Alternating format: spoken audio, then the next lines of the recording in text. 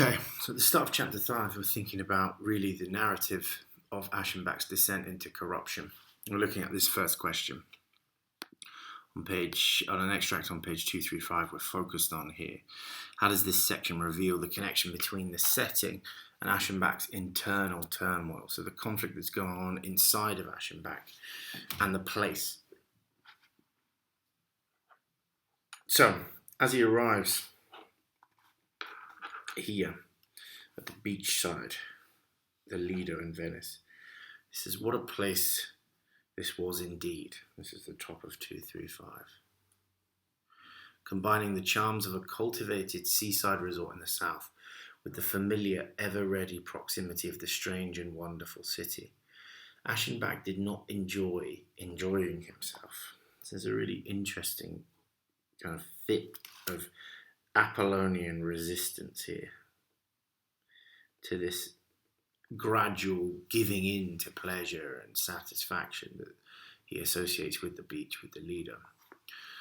Whenever and wherever he had to stop, have a breathing space, take things easily, he would soon find himself driven by restlessness and dissatisfaction. And there's two things here that are interesting. Obviously, he's kind of compelled into a kind of working, rationalistic approach to life. But also, he finds himself driven. Again, it's not him in control of himself. The control is beyond him.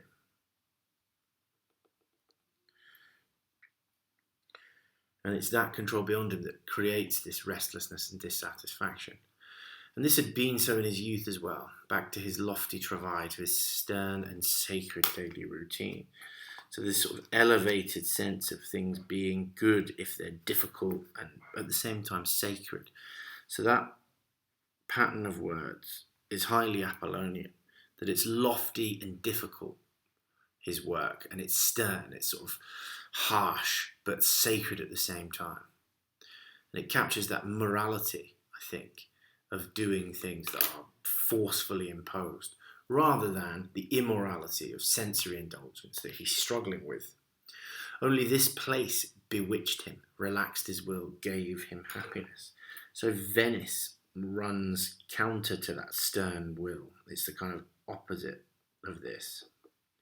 It's pleasurable, indulgent, sensory, and by extension, according to this, the opposite of sacred, kind of immoral. Often in the forenoon under the awning of his hut, gazing dreamily at the blue southern sea, or on a mild night perhaps, there's a very deliberate depiction of him in sensory rapture.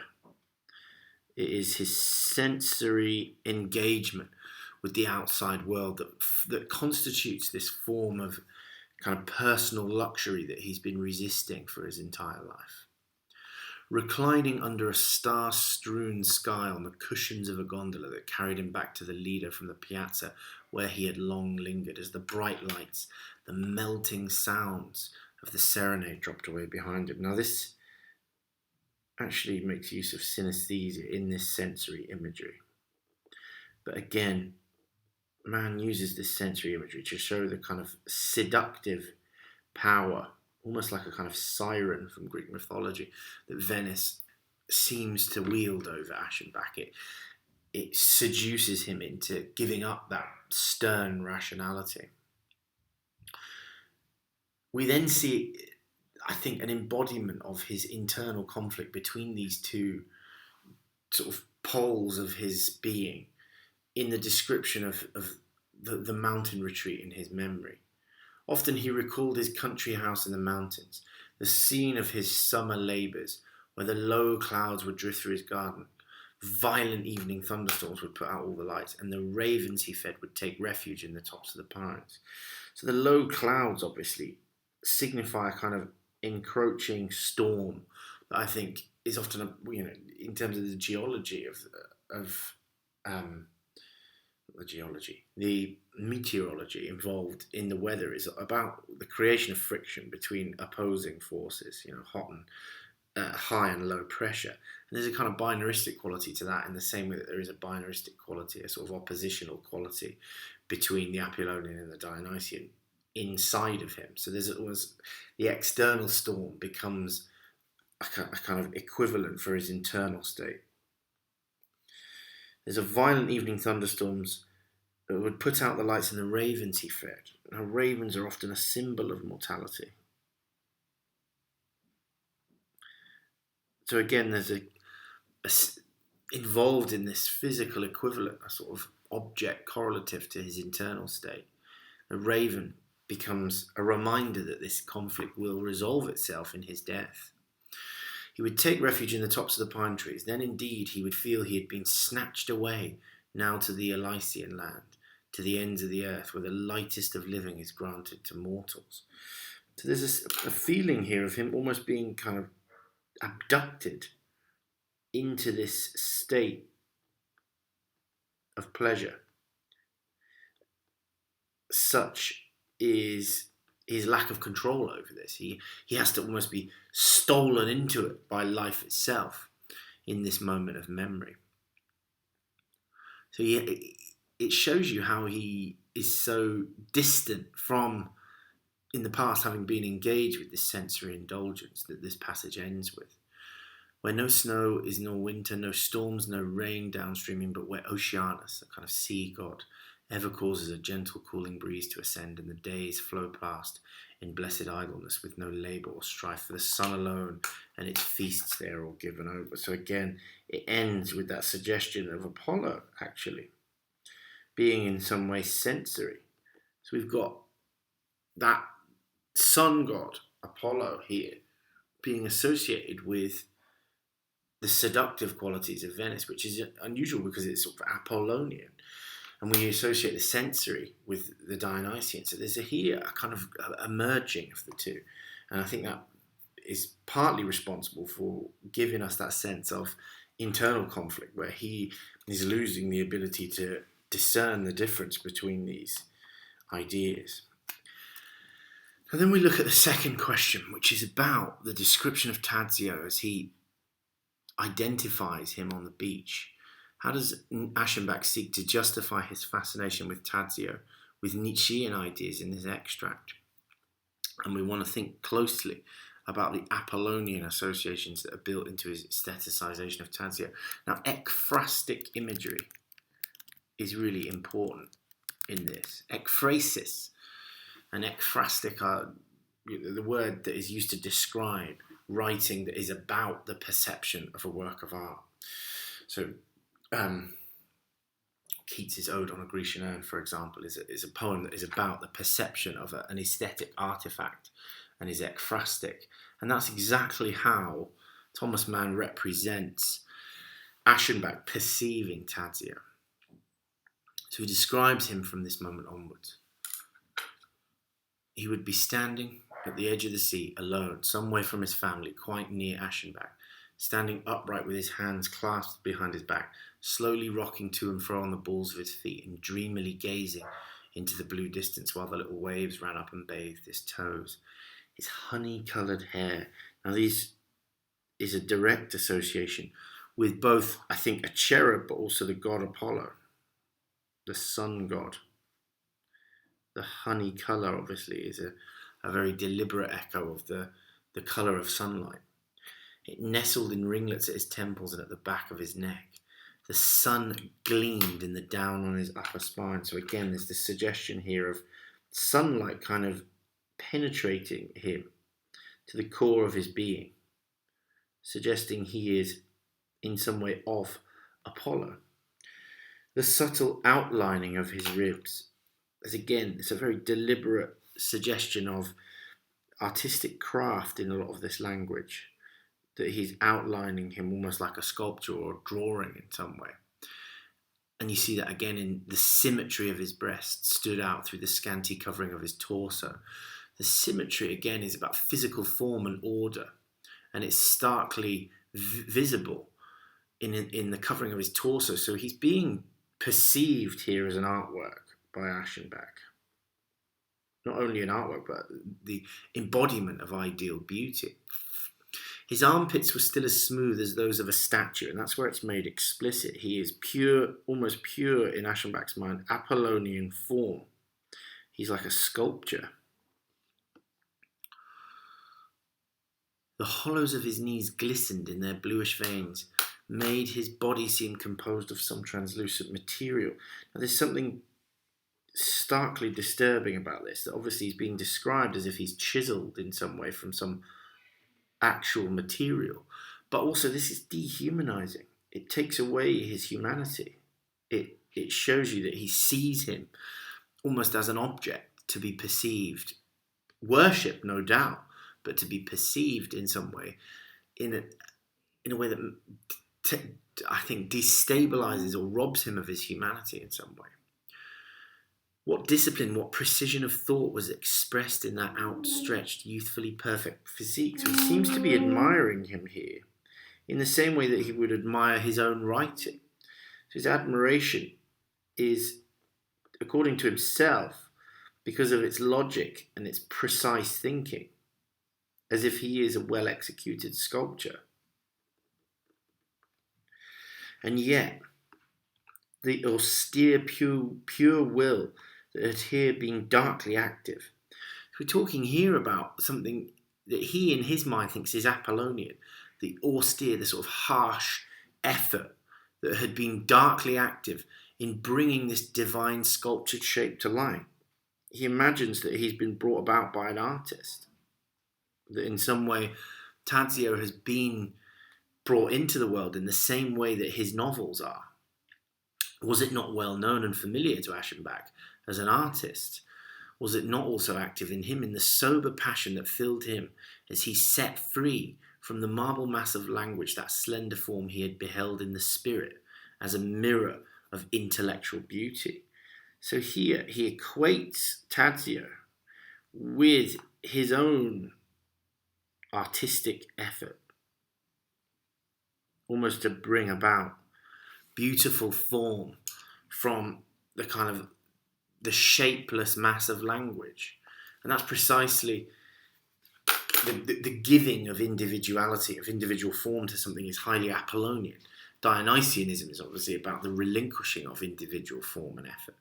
So the key thing to bear in mind overall in this passage here is the way that this is a form of self-delusion, that actually his Dionysian, quite sinister, paedophilic sexual impulse is being transformed by Aschenbach's perception into a platonic worship of beauty, that the boy simply is the embodiment of an abstract ideal of beauty, and that in some way he is venerating, worshipping, and paying intellectual and spiritual respect to that manifestation of beauty, which is itself what Apollonian art is all about, is the access to the ideal form of beauty.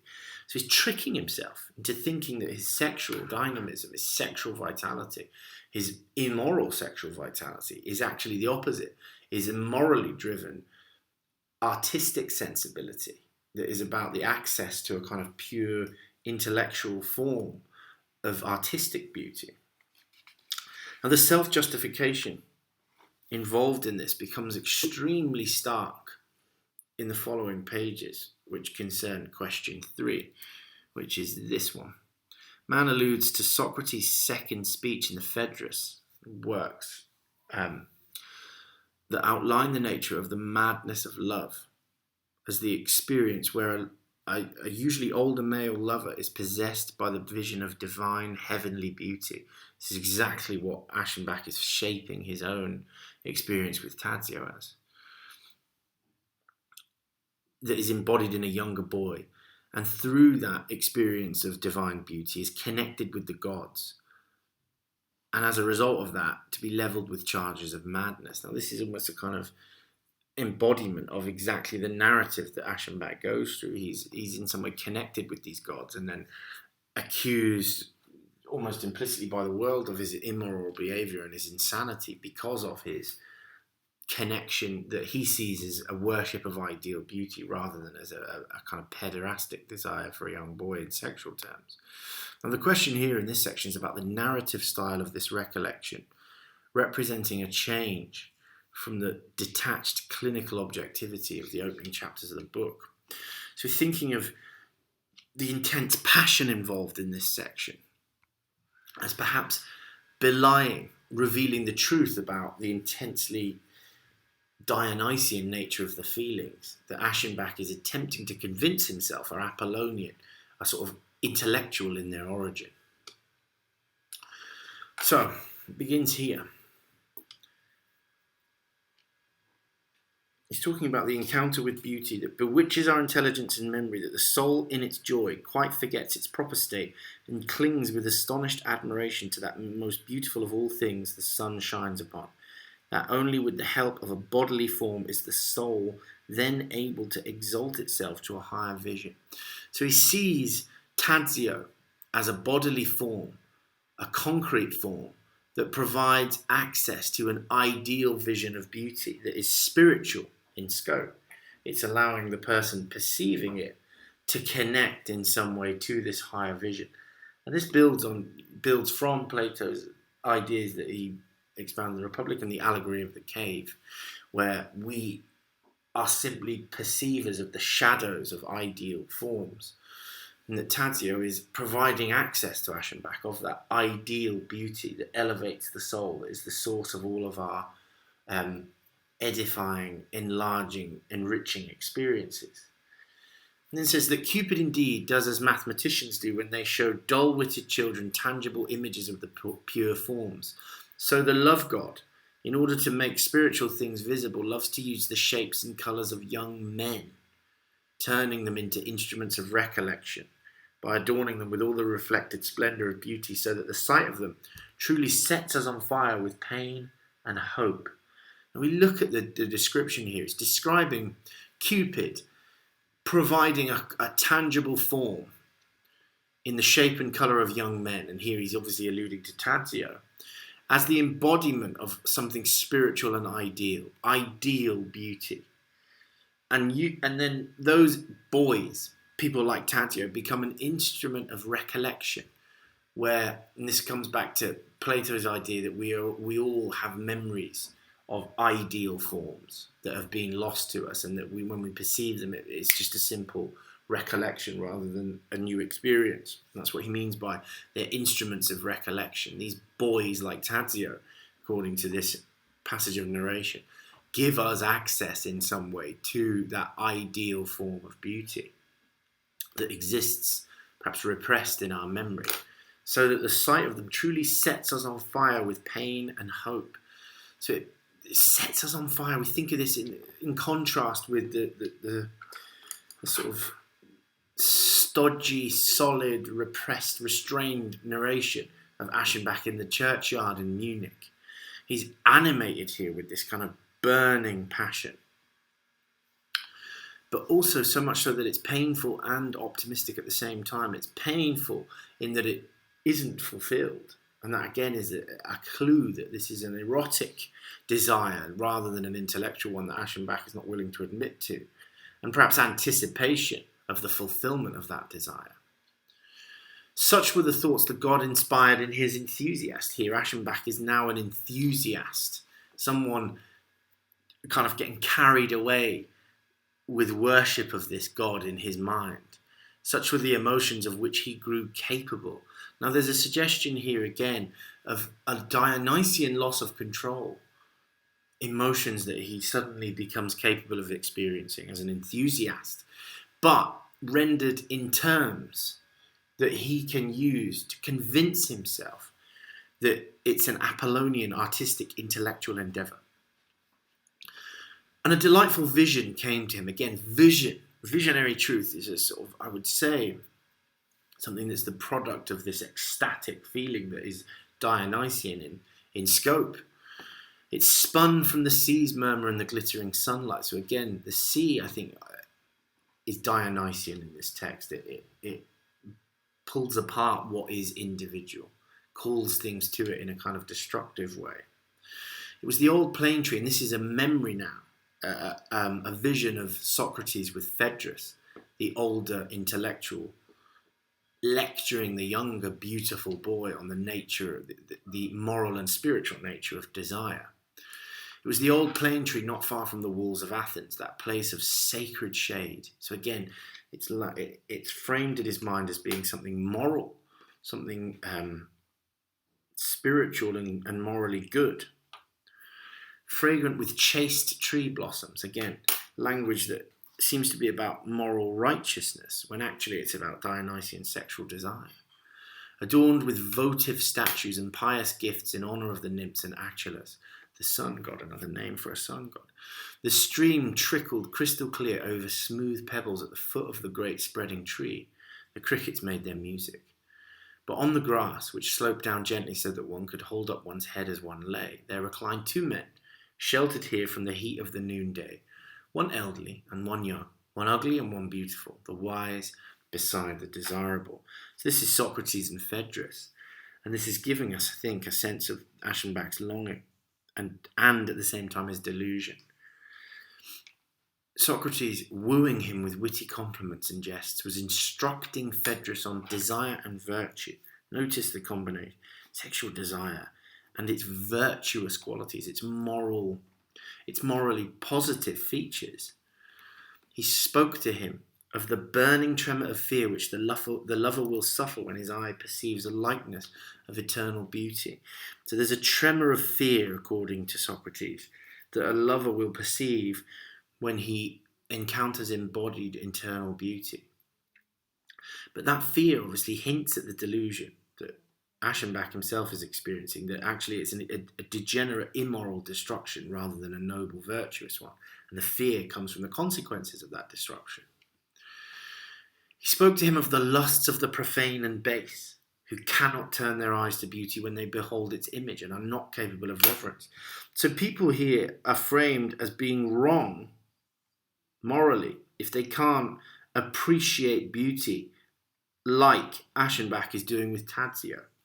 So not only is he not immoral for being sexually attracted to a child, but those people who are not capable of appreciating his beauty themselves are profane and base. They are immoral and lacking in spiritual elevation.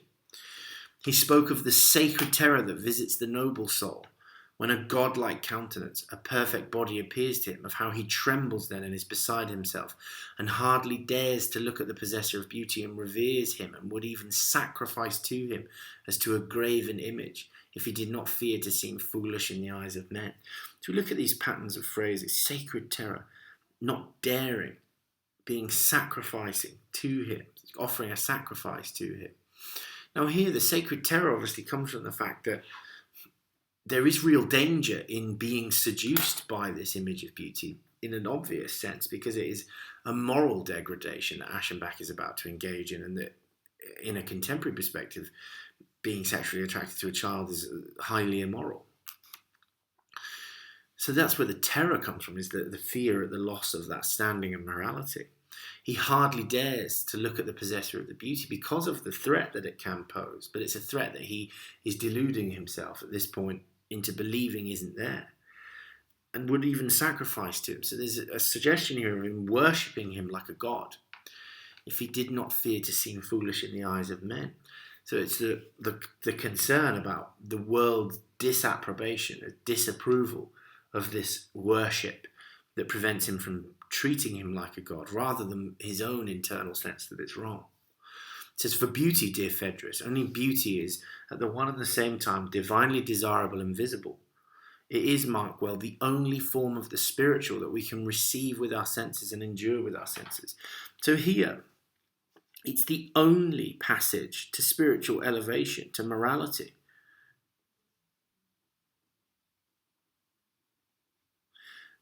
Which is quite a change in the terms of the argument. It's not only a way of being moral, it's the only way that we can perceive something of a spiritual dimension, is through a concrete embodiment of an ideal form. For what would become of us if other things, if reason and virtue and truth were to appear to us sensuously? Should we not perish in a conflagration of love? So if everything else that was divine and ideal, like reason and truth and virtue, were like beauty, perceivable with the senses, then we would fall apart in a kind of excessive fire, a conflagration, an inferno of love and worship. Thus, beauty is the lover's part to the spirit. Appreciating beauty, according to this argument, is the path to spiritual elevation. So it's convincing himself that his attraction to Tadzio is a means by which he can achieve spiritual elevation, couched in an intellectual story, convincing himself that it's an Apollonian intellectual endeavour. Only the path, only the means, little Phaedrus. And then he uttered the subtlest thing of all, that sly wooer. So we have the sense here that Socrates is in some way kind of cunning. That he who loves, the older man, him, Socrates, is more divine than the beloved. So the person appreciating the beauty is more spiritually divine than the person who possesses it. Because the God is in the former, the perceiver, not the possessor, not the latter. This is the tenderest, perhaps, and the most mocking thought ever formulated. A thought alive with all the mischievousness and the most secret voluptuousness of the heart. So there's something kind of an admission in the language here that it's mischievous. There's an admission of immorality here. The secret voluptuousness of the heart, as if in some way he's aware that this story and this clever logic that Socrates constructs in this passage is actually deceiving himself and others, like Aschenbach.